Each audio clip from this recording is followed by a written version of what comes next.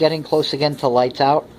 I had a long day. A lot of stuff got done in the workroom. It's not done yet. I don't want to focus there today at all. It's in a state of very high flux. I arranged the corner to my liking. It's now got a front-facing arc coming out of the corner. Not the most visible here from here, but I'm tired. I really mainly wanted to say that the gigas is fine and improved muchly since yesterday. Yeah, it's back on track. It's just a matter of seeing how much it suffered and what the effects will be once it's done. But it's on its way of being completely over this. And we'll see the results. We'll see what the next leaf looks like and the leaf after that. And it is what it is, whatever it is. It might not be any signs of damage at all. It might not downsize at all. I think it's going to downsize a little bit, either this leaf or the next one, and then start going right back up. But by the time I get to the top of the pole, I fully expect there to be larger leaves than the largest one that you see right there currently facing us at the bottom of the pole. I do expect an overall size increase. There will be enough opportunity and enough leaves to recover from this incident, and hopefully it'll be a lot smoother next time. The next time I might just leave one more leaf. I think this was done fine. It was just that humidity hit that screwed up the gigas. The gloriosum is doing just fine. I got this corner squared away. I raised up the syngoniums just a little bit. I'll go more in detail in a few more days when I do a longer video. The Capricious medallion is great at the spot that I found for it in that back corner. It's happy. It's now got room, a little bit elbow room to drop down fully everywhere it needs to. And the next project is that silver sword, and which is now listed a little bit to the right, slipped off the pole, you know. That's part of the reason why I'm going to be doing the air layering, but it will be not as close to the Capricious as it is now, and it'll start with a nice cap of leaves and multiple stems growing from the very bottom of the pole, and I have the perfect pole in mind. It's the one that the smaller of the two gloriosums are on in the workroom. Once that pole gets freed up, it's going to be the perfect one for that silver sword because it has a nice wide, inch-long wide channel or groove on the side. It's not a series of holes. It's one long continuous groove. So it can root in really well directly into the pole anywhere along the length of its stem that it wants to. It doesn't have to worry about a little bit of plastic all of a sudden where it thought it was going to have sphagnum because a half inch below it could send sphagnum, you know. So why can't my root go directly in now? Why do I got plastic? You know, that sort of thing. But I also want to get rid of the lankiness and the legginess that it has. It is slowly filling in on either side of its main stem with the side shoots, but it's working its way more or less from the top down more than anything. So I'll just, you know, end up cutting off the top. So I'll air layer it at the point where I want it to be. It's got a little bit of a shape to the stem that will help facilitate the bottom part that I want going into the pole, and that'll be that.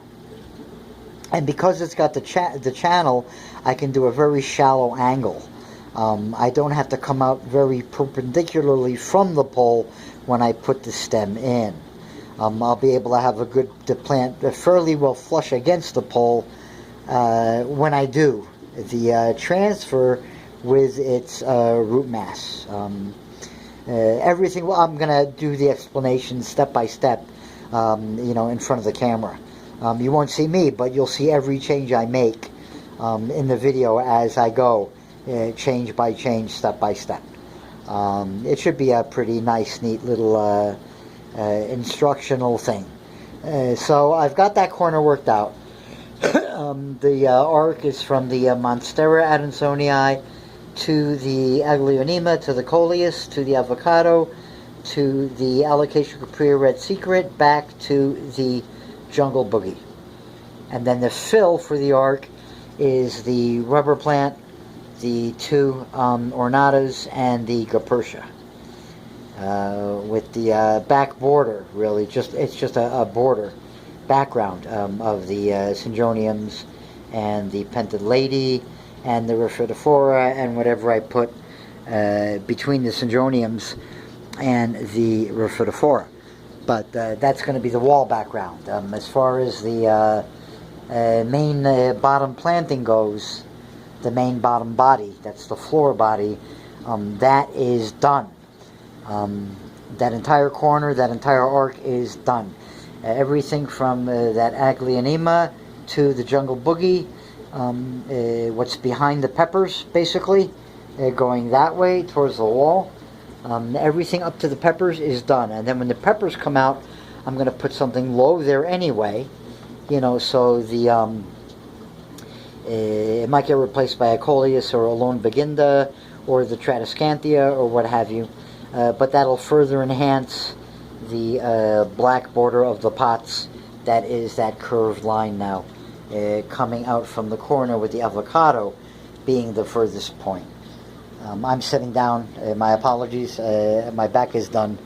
I really can't stand up for more than a minute or two without some real sharp tweaking. The knives start slicing down through the leg and twisting in the small of my back. I've got a herniated disc from February of 1983 in my lower back somewhere.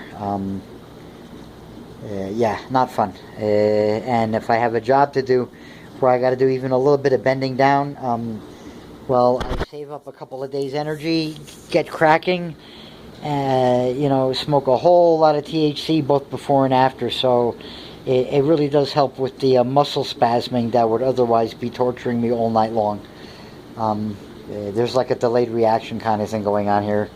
But at any rate, it is what it is, and I deal with it, but I had a lot of work to do in that room, both for plant redesigning and some plumbing work prep that I basically cut and laid down two plumbing lines behind all the plants and changed their arrangement and yada yada yada. You'll see it when it's done. Nothing to look at now, folks. But the gigas is healed up completely. Well, not healed up completely, but well on its way. It is now going vertical again, growing vertical again. The Adansonii, you'd never know you cut it. What can I say? Yet. I'm hoping there are no more humidity snafus, during the recovery time. If there aren't, I don't think you're going to see any issues with the Adansonii. The Neon Pothos is doing great. The new leaf is unfurling and unfolding phenomenally well. All of the Bipennifoliums are doing great. Everything here is doing great and doing well. And I'm really happy with the things that are proceeding. The only real problem I now have left to look at every day are the two stupid baby gigases, which for whatever reason did that 180-degree turn while they were growing upward, decided to spiral while they were growing upward and try to shove their leaves into the pole. So, I don't know, other than that, both of them at the same time. Other than that, there's really nothing major going on. There's nothing going on that's negative. There's even movement on that Rhaphidophora in the corner. So, there you go, folks. The status quo of the plant wall, the gigas is fine. The corner is done. Improvements have been made to that wall in the corner. And there's some other stuff going on that, in the workroom. And we'll focus on that probably next week. Hopefully the major stuff there will be done as well. And there you go. Have a good night or a good whatever. Have fun.